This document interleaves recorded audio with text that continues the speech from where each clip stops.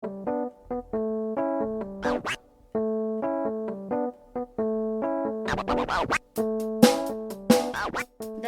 значит, я получила предписание контрольно-счетной палаты, Руслан Петрович, относительно заработной платы, значит, прочих категорий работников дошкольных образовательных учреждений.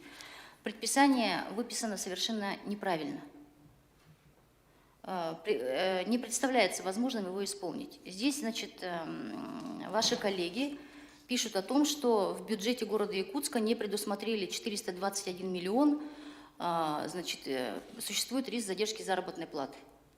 Вот я теперь поняла, откуда в средствах массовой информации, в соцсетях распространяется информация о том, что в бюджете города Якутска якобы забыли 400 миллионов на зарплату работников дошкольных учреждений. Но это не так.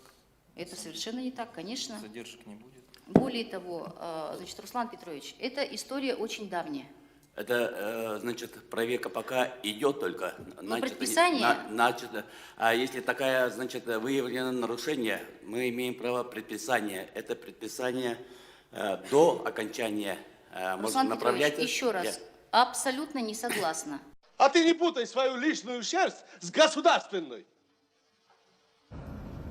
КСП выписала предписание в отношении Мерии. Мер не согласна, считая, что Мерия не должна оплачивать труд бюджетным воспитателям. Она права или очередное прикладывание проблем на других. Но, коллеги, здесь на самом деле хочу сказать, что предписание контрольной счетной палаты, конечно, должно быть исполнено. Другой вопрос, что потом можно это оспорить.